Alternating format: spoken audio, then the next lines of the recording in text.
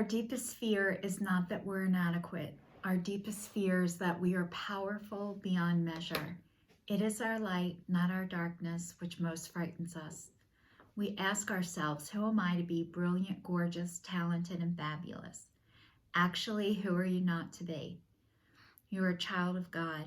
Your playing small does not serve the world.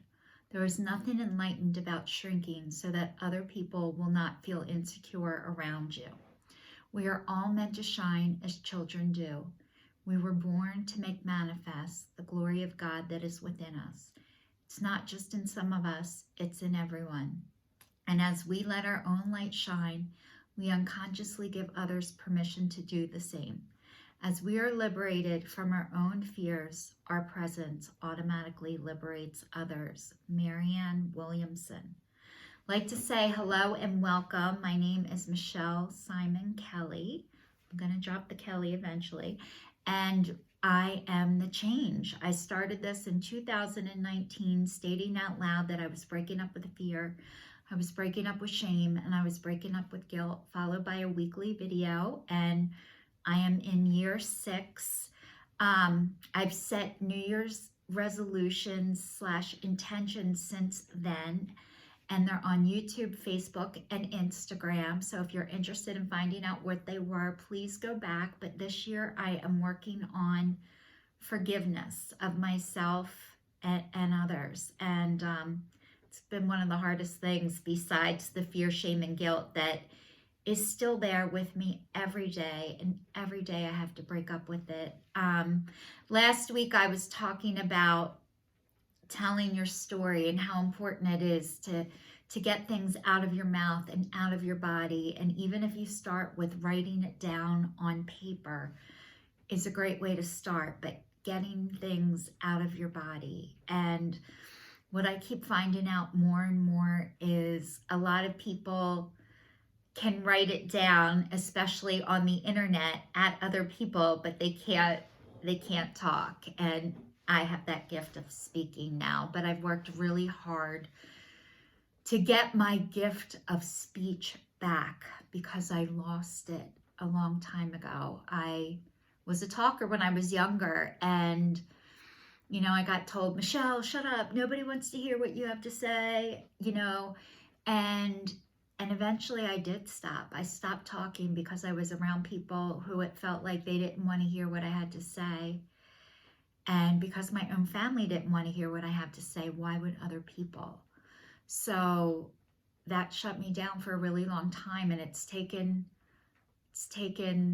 until I'm in my 50s now, but it took me until my 40s to start realizing that wasn't true. It felt true, but it wasn't true. It's not nobody wanted to hear what I had to say. It was just my family wasn't able to hear me. And it didn't mean nobody else wanted to hear what I had to say. So I'm in 3 12-step programs. I'm a recovering alcoholic and addict. I'm also a recovering adult child of dysfunction. And I'm also a recovering food addict. So I've been abstinent off of sugar, flour, wheat, and caffeine for almost 2 years. It'll be 2 years in May. And that was my very first addiction and the last one that I've been able to quit.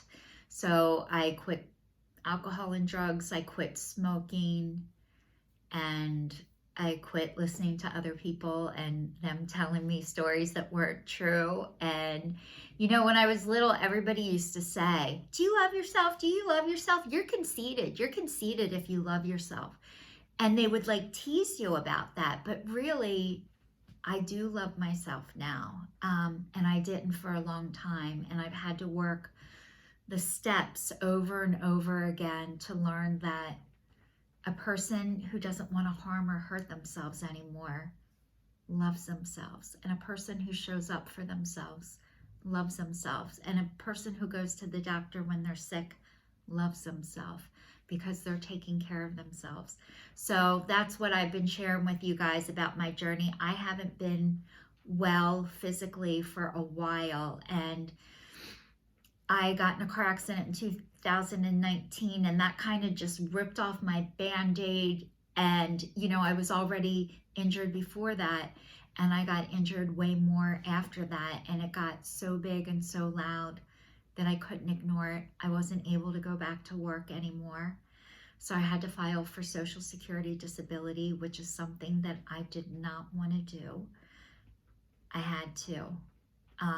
In order for me to be well, I had to do that. And not having a job and not doing something, that was my identity. So to not have that anymore, it's not easy. Like everybody thinks, oh, it must be nice, must be nice. It wasn't nice at first. It's starting to get nicer, but it was really hard. And now I do have time to take care of myself, which I wasn't able to allow myself that before now.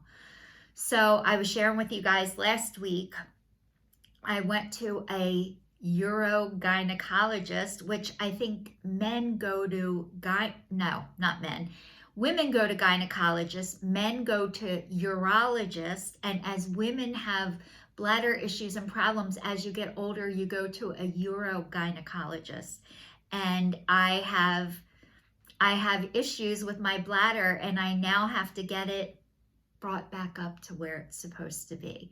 And I have something else, prolapse, where I get constipated a lot. So there's a tear and they have to fix that too. So I'm in the process. I went to a doctor in Delaware, which I live in Pennsylvania, but there's a guy in Delaware that doesn't use the mesh. And as soon as I saw the mesh, the first word out of my mouth, they usually use mesh for women to lift their bladders. And I said, as soon as I saw it, how many people are allergic to this? And apparently a lot of people are allergic to it, but you don't hear about it because people don't talk about this stuff. But there's a doctor in Delaware who uses fascia, which is part of your body. So he uses your tissue from your body to bring your bladder back up. So that's what I'm having done. And that's why I had to go all the way to Delaware, because there's not a lot of people around me who do that. So I'm working on that, and that I'm supposed to have done the end of April. And then also I just had a CT scan tonight, another one, to see if I really have this CRPS, which is killing me. And I haven't been able to stand up for more than 15 minutes since July of last year without being in excruciating pain. And I'm now on nerve pain, pain medicine, muscle relaxers, and I'm on an antidepressant, which I've been on for a couple of years now. So I'm on a lot of medicine in order just to be able to stand up. And when you're in chronic pain, it takes your spirit and your soul. And I'm an upbeat person, and I feel like whenever I tell you guys what's going on, like I'm complaining, like, oh, but I'm really not. I'm just telling you my truth. And my body, I'm working on healing, and I'm working out, if I don't have this CRPS, if maybe I can just get this hardware taken out of my neck, because I might be having an allergic reaction. But it's like anything. They have to rule out what it isn't first before you can find out what it is. Everything is the process of elimination. And that has been the case with me my whole life. I couldn't find out what was right about me until I found out what wasn't right about me. And I couldn't find out about my health until I find out what it isn't first. So it's a process, and it takes so long, and it's so frustrating because I feel like it takes forever. And for some people, this might be what I'm doing is really quick. I'm getting answers pretty quick. But to somebody else, this might be slow. But every day I just try and do something to work on my physical, mental, emotional, and spiritual health. So it takes a lifetime, and I want you guys to see that, because I had nobody to ask this stuff to, and I always wanted to. Like, what's next? What's going on? If this happens to me, what should I expect? So I can tell you guys what to expect for all of these things because I'm living through it. So this is your sign, signing off. I didn't want to do this tonight, but I did it anyway. And I'll see you all next week. Stay safe.